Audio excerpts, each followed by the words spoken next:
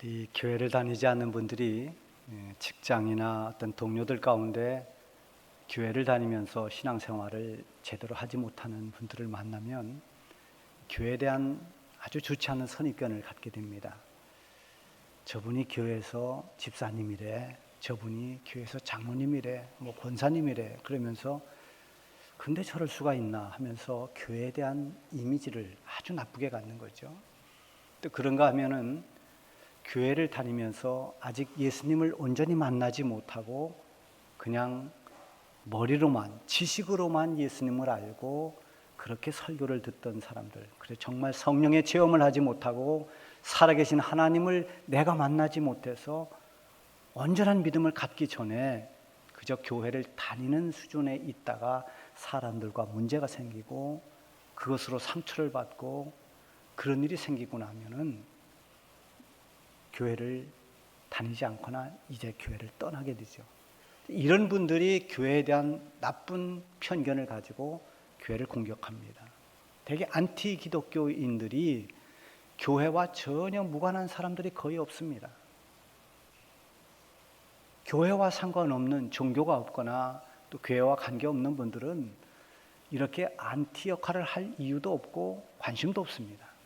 근데 교회에 대한 상처를 받았거나 나쁜 이런 선입견을 가지고 있는 분들이 교회를 공격하고 기독교를 욕하는 안티 기독교 역할을 하는 거죠. 지난 우리 코로나19를 겪었던 참 아픈 과거가 있습니다.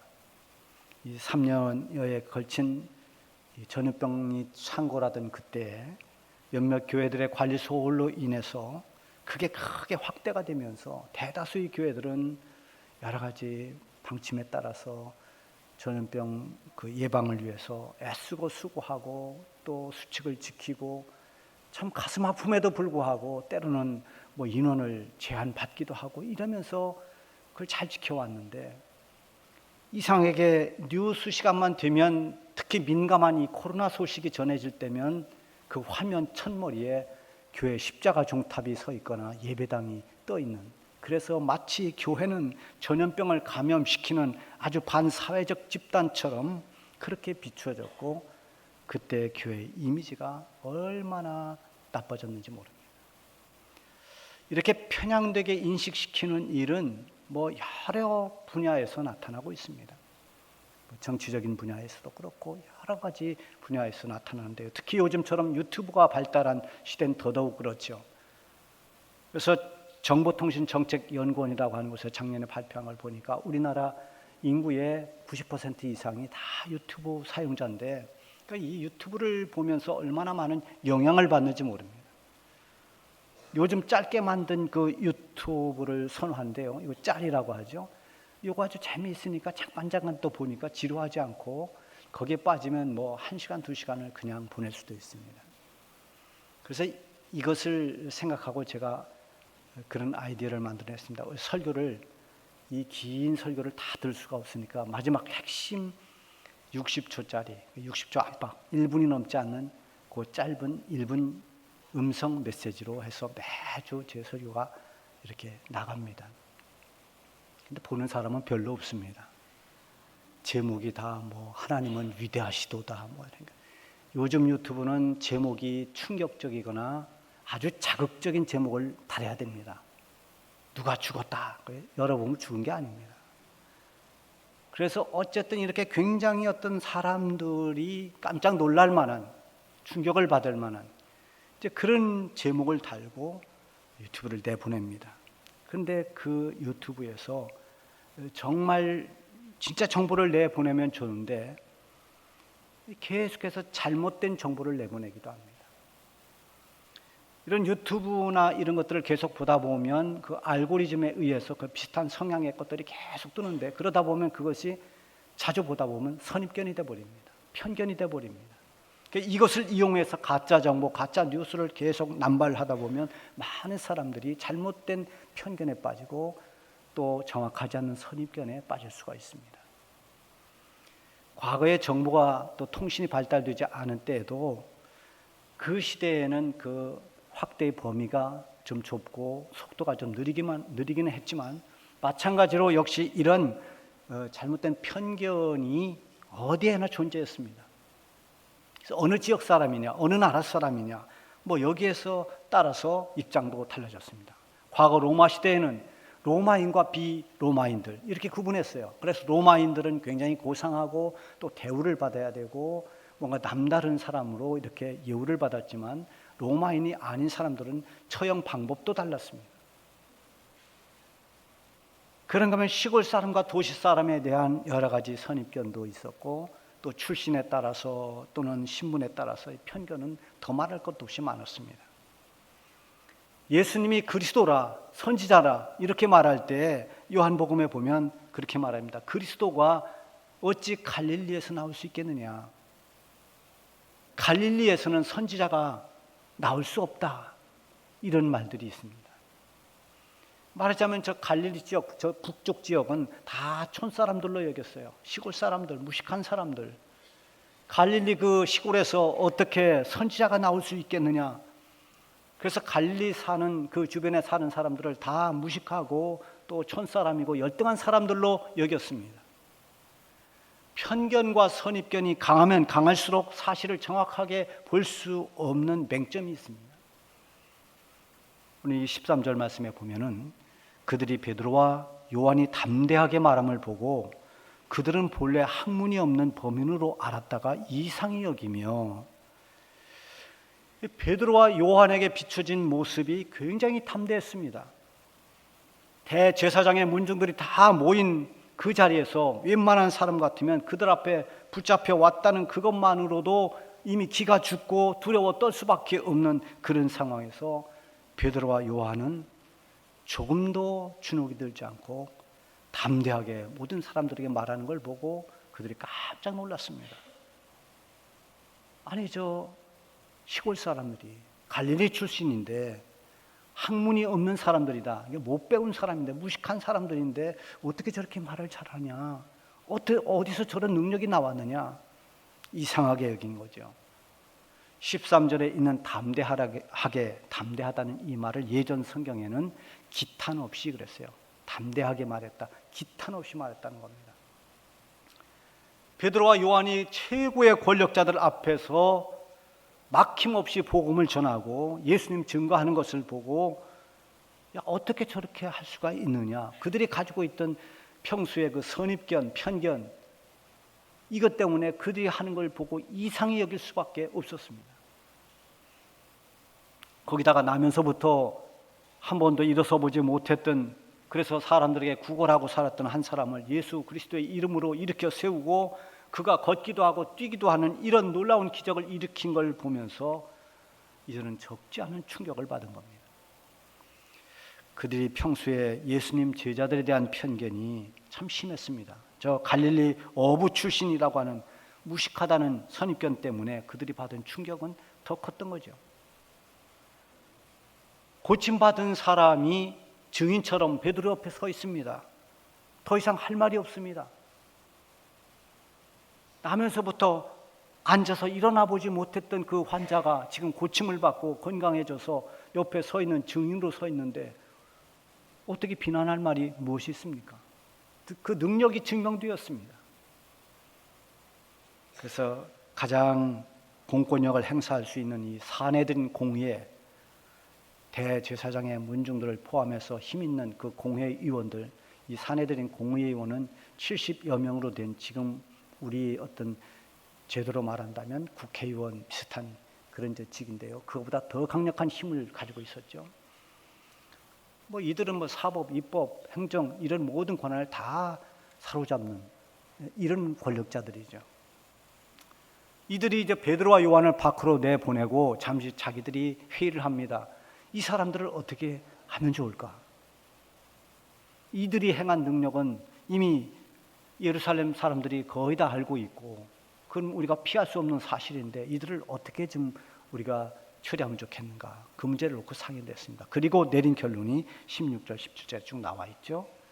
그래서 결국은 이들을 풀어주되 더 이상 이런 소문이 퍼지지 못하도록 이들을 위협을 해서 아주 엄중한 경고를 해서 다시는 예수의 이름으로 아무것도 말하거나 가르치지 않도록 그렇게 하고 내보내자 이렇게 결론 내렸습니다. 이 결정을 한 후에 베드로와 요한을 불러놓고 경고합니다. 오늘은 이것으로 끝내지만은 앞으로 절대로 예수의 이름으로 말하지도 말고 예수의 이름으로는 가르치지도 말라. 그렇게 경고하고 이들을 풀어줍니다. 그런데 이 공회원들의 경고를 어기면은 목숨을 잃을 수도 있습니다. 그냥 공회를 빠져나가도록 해주는 것만 해도 감사해야 할 일인데 그 대제사장의 문중들, 그 권력, 그 엄청난 권력을 가지고 있는 그 사람들 앞에서 베드로와 요한은 침묵하지 않고 그들에게 대답을 합니다. 베드로와 요한의 대답이 19절, 20절에 있죠. 베드로와 요한이 대답하여 이르되 하나님 앞에서 너희 말을 듣는 것이 하나님의 말씀을 듣는 것보다 옳은가 판단하여 보라. 우리는 보고 들은 것을 말하지 아니할 수 없다. 이렇게 대답합니다. 얼마나 대담합니까? 하늘을 찌를 듯한 그 권세를 가지고 있는 그 사내들인 공의원 앞에서 베드로와 요한은 거침없이 말을 하고 있습니다. 그들의 그 근엄하고 분노에 찬 얼굴을 보기만 해도 기가 죽어서 한마디도 할 수 없는 그런 상황에 이 베드로 요한은 달랐습니다. 그야말로 기탄 없이 말합니다. 너무 당당하고 담대한 모습으로 대답을 합니다. 그 이유는 무엇일까? 오늘 믿음을 가지고 그리스도인으로 살아가는 우리가 어떻게 하면 세상의 권력 앞에서도 또 어떤 세력 앞에서도 이렇게 담대할 수 있을까? 오늘 말씀 19절에 보면 한 단어를 찾아볼 수가 있는데요. 그건 하나님 앞에서라고 하는 단어입니다. 베드로와 요한이 대답하는 말 속에 하나님 앞에서 너희 말 듣는 것이 하나님 말씀 듣는 것보다 옳은가 판단해보라 이렇게 말합니다. 그들은 언제나 하나님 앞에서라고 하는 신앙을 가지고 있었습니다. 우리는 지금 하나님 앞에 서 있다. 그들이 지금 눈에 보이는 것은 권력자들입니다. 그러나 이 베드로와 요한이 정말 주목하고 있는 것은, 의식하고 있는 것은 눈앞에 보이는 그 권세자들이 아니라 눈에 보이지 않지만 함께하고 계시는 하나님을 의식하고 있는 것입니다. 우리는 지금 하나님 앞에 있다. 하나님 앞에서 너희 말 듣는 것이 옳은지, 하나님 말씀 듣는 것이 옳은지 한번 판단해봐라. 하나님 앞에 있는 사람은 사람에 대한 두려움을 이겨냅니다. 하나님 앞에서라고 하는 이 믿음은 바로 오늘을 살아가는 우리가 가져야 할 믿음인 것입니다. 이 믿음은 하나님을 신뢰하고 하나님을 우선하는 믿음입니다. 믿음의 초점이 하나님께 온전히 맞춰져 있는 것입니다. 어떤 형편이 되고 어떤 상황이 돼도 하나님 앞에서를 인식하는 것입니다. 우리 성도가 하나님 앞에 있지 않고 사람 앞에서 사람의 말만 귀를 기울이면 언젠가는 반드시 실망하게 되고 또 후회하게 됩니다. 사도 바울이 이런 고백을 했습니다. 내가 이제 사람들에게 좋게 하랴, 하나님께 좋게 하랴. 사람들에게 기쁨을 구하랴. 내가 지금까지 사람들의 기쁨을 구하였다면 그리스도의 종이 아니니라. 내가 사람 좋게 하려고 사역하고 사람을 기쁘게 해드리려고 했다면 나는 그리스도의 종이 아니다. 나는 하나님을 기쁘게 해드리기 위해서 모든 걸 했다는 것입니다. 그러나 이 말을 우리가 오해해서는 안 됩니다. 사람에게는 막대하거나 사람에게는 좋게 할 필요가 없다는 말이 결코 아닙니다. 하나님은 사람들에게 사랑으로 또 친절로 이해로 격려로 이렇게 대하는 것을 하나님 원하시죠. 사람에게 친절한 것도 사람을 사랑하는 것도 그리고 순종하는 것도 용서하거나 화해하는 것도 다 하나님이 원하시고 하나님이 기뻐하시는 것이기 때문에 흔쾌히 하는 것입니다. 하나님의 말씀이기 때문에 우리는 할 수 없지만 원수까지도 사랑해야 하는 부담을 우리는 갖는 것입니다. 중요한 것은 하나님이 초점이 되고 하나님이 중심이 되는 것입니다. 이게 하나님 앞에 섭니다. 무엇이든지 하나님이 우선인 것입니다. 제가 잠깐 시골교회 나갈 때 새벽 기도를 밤에 이날은 4시 반에 새벽 기도를 하면 겨울에는 캄캄합니다. 4시에 집에서 출발하죠. 그 새벽 기도를 가면 이제 전사님이 사택에서 이렇게 나와서 만날 때가 있어요. 그러면 인사를 해도 인사를 안 받습니다. 쳐다도 안 봅니다. 그냥 성전으로 쏙 들어갑니다. 서운한 생각이 들었습니다. 뭔가 화가 나셨는가? 나한테 대해서 뭔가 오해하고 있는가? 그냥 나중에 분위기 좋을 때 물어봤어요. 왜 전사님 새벽에 만나면 아는 체를 안 합니까? 그랬더니 웃으면서 아주 친절하게 맞았어요. 나는 아침에 잠에서 깨서 일어나면 누구하고도 말하기 전에, 다시 말하면 하나님 앞에 나가서 하나님께 말씀드리고 하나님께 기도하기 전에는 사람하고 말을 안 합니다. 아, 그래서 그랬구나. 우리 다 이해했습니다. 우리 청년들도 다 그걸 들었어요. 그러다 보니까 또 보고 배운 대로 한다고 새벽에는 사람을 만나도 안 쳐다봤습니다. 그게 잠재의식 속에 있었어요. 근데 이제 제가 나중에 이렇게 보니까 그건 그분만이 하나님을 우선으로 한다는 자기의 신앙생활에 아침에 눈을 뜨면 먼저 기도하고 사람과 대화한다. 이게 자기의 신앙생활의 루틴이죠. 꼭 그렇게 할 필요는 없습니다. 여러분 새벽에 만나면 모르는 척하고 그러면 안 됩니다. 인사하셔도 됩니다.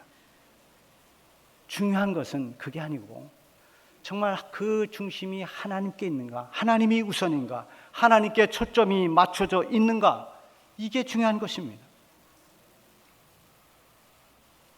지금 베드로와 요한도 사람들이 위협하고 공포를 조장하고 있지만 오직 하나님 앞에서 어떻게 하는 게 옳은지에 관심을 갖고 있습니다. 협박하는 사람들의 말을 듣는 것이 하나님 앞에 옳지 않다는 것입니다. 사람이 협박한다고 그것 때문에 하나님께서 주신 사명을 우리가 중단할 수 없다는 겁니다.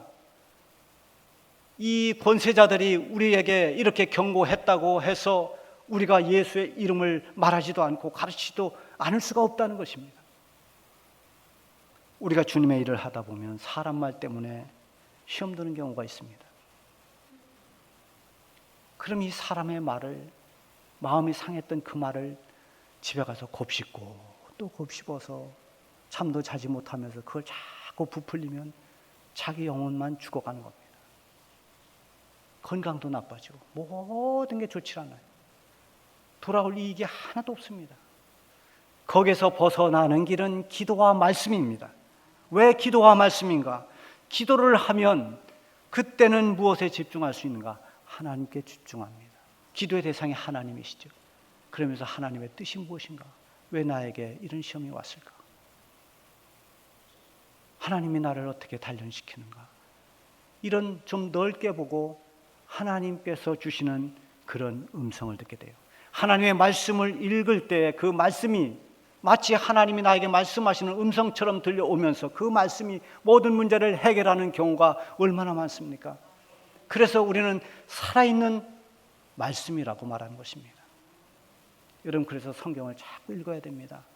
힘들수록, 어려울수록, 답답할수록, 시험이 있을수록 말씀과 가까이 해야 됩니다. 그 말씀을 통해서 하나님의 선하신 뜻이 이런 어려움을 통해서, 이런 시험을 통해서 나를 단련하고 나를 훈련시키고 나를 좀 더 성숙한 믿음의 사람으로 세워주시는 하나님의 손길이구나.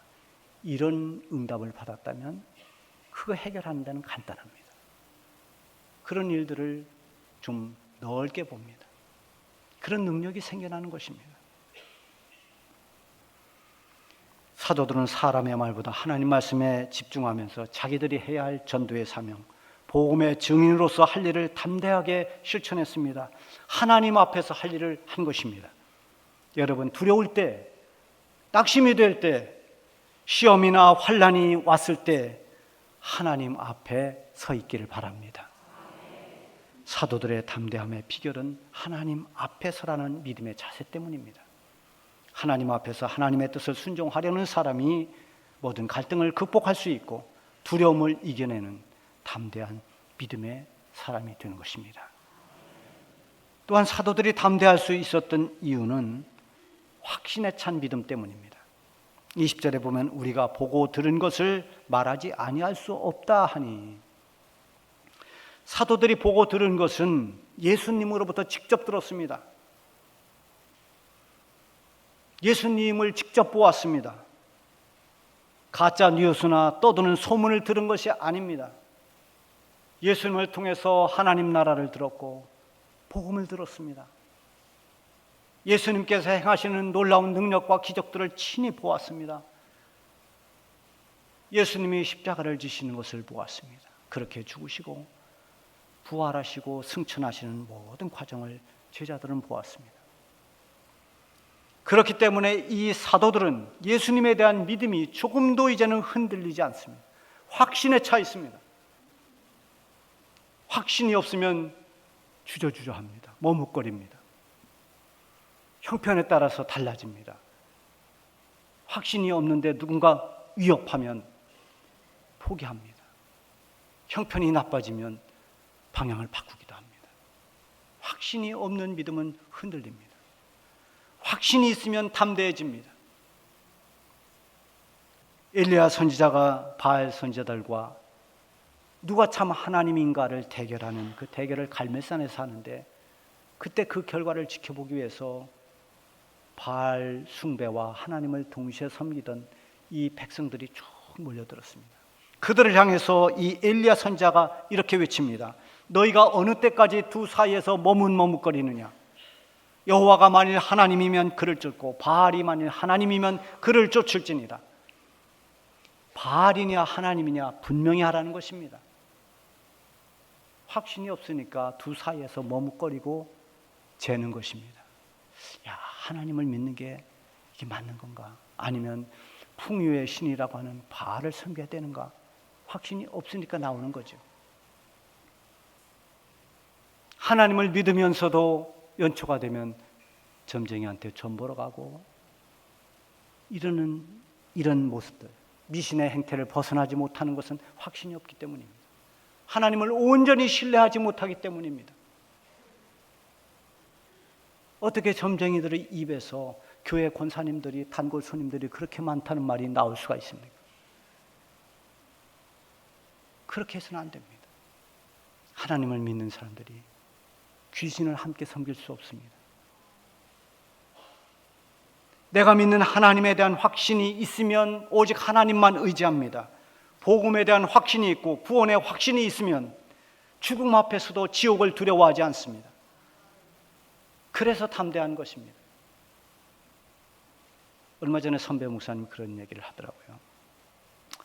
저는 이제 내년부터는 건강검진을 안 하고 그냥 되어지는 대로 살 겁니다. 살 만큼 살았으니까 병이 있으면 병이 있는 대로 살다가 하나님 부르시면 자연스럽게 하나님께 가는, 그렇게 하겠다는 겁니다. 억지로 연명 치료를 하거나 하지 않겠다는 거예요. 어차피 늙으면 다 병들고 또 그러다가 세상을 떠나는 건데 그걸 서러워하고 그걸 두려워하고 거기 연연하고 그러지 않고 자연스럽게 살겠다는 거죠. 천국에 대한 확신이 있기 때문입니다. 확신으로 말미암은 이 담대함은 죽음에 대한 두려움도 이길 수가 있는 것입니다. 여러분, 믿음이 확신 있는 믿음이 되기를 바랍니다. 또한 사도들이 담대할 수 있었던 결정적인 또 하나의 요인은 그들이 성령이 충만했기 때문입니다. 협박과 경고를 받고 풀려난 이 사도들이 동료들에게 가서 이 사실을 알립니다. 그리고 함께 기도합니다. 그 기도하는 내용이 오늘 본문 뒤에 나옵니다. 하나님, 저들이 위협하는 그 위협을 하나님이 굽어 살펴보십시오. 종들로 하여금 하나님의 말씀을 담대하게 전하고 예수님의 이름으로 나타나는 능력과 기적을 보여주십시오. 이렇게 기도합니다. 이 기도가 끝난 후에 일이 31절에 나오는데 거기에 보면 빌기를 다함에 모인 곳이 진동하더니 무리가 다 성령이 충만하여 하나님의 말씀을 전하니라. 권력자들의 협박에도 성령이 충만하니까 담대하게 하나님의 말씀을 가서 전합니다. 그때 제자들이 얼마나 담대한 모습입니까? 본래 이 제자들이 그렇게 담대한 사람들이었는가? 아닙니다. 예수님의 제자들은 예수님이 잡혀갈 때, 칼과 몽치를 들고 예수님을 체포해 갈 때 다 혼비백산 도망갔던 제자들입니다. 베드로는 두려워서 멀찍이 따라가다가 법정 뜰 앞에서 나는 예수를 모른다고 3번이나 부인했던 사람입니다. 담대함과는 거리가 멀었던 이 제자들이 변화된 것은 오순절 성령이 임하면서부터였습니다. 성령이 충만했던 제자들의 모습은 그야말로 담대한 모습으로 변화됐습니다. 누구 앞에서도 어떤 상황 가운데서도 복음을 전하는 일에는 주저함이 없었고 담대했습니다. 성령은 하나님의 영입니다. 성령이 충만하다는 것은 하나님의 영으로 가득했다는 것입니다. 하나님의 은혜로 채워지고 하나님의 능력을 힘입고 성령 하나님의 인도하심과 하나님의 다스림을 받는다는 것입니다. 이게 성령 충만입니다. 서슬퍼른 권력자들 앞에서도 조금도 주눅들지 않고 담대했던 이 베드로와 요한의 모습이 오늘 이렇게 각박한 시대를 살아가는 저와 여러분들의 모습이 될 수 있기를 바랍니다. 오늘 본문에 나오는 이 과정을 다 지켜봤던 사람들이 정말 담대하게 말하고 공회를 빠져나오는 제자들을 보면서 하나님께 영광을 돌렸다고 했습니다. 복음을 전하는 일의 담대한 모습은 하나님께 영광이 되고 하나님의 기쁨이 됩니다. 복음을 전하는 일은 우리 주님께서 당부한 주님의 지상 명령입니다. 이 시대는 복음을 거부하고 복음 전하는 일을 못마땅해 여깁니다. 심지어 교회를 다니는 사람조차도 왜 자꾸 전도하느냐, 왜 욕먹느냐 이렇게 말합니다. 아닙니다. 어떤 환난과 박해를 받아도 우리 주님께서 복음을 전하라는 이 말씀은 우리가 평생 지켜 나가야 됩니다. 이 일에 우리 모두는 사명자들입니다. 복음에 빚진 모든 그리스도인들은 복음 전하는 일을 포기해서는 안 됩니다. 복음 전하는 일에 담대해야 됩니다. 어떤 위협이나 방해에도 거침없이 담대한 믿음으로 복음을 전할 때 하나님의 놀라운 능력이 나타나고 기적의 역사가 일어나게 될 것입니다.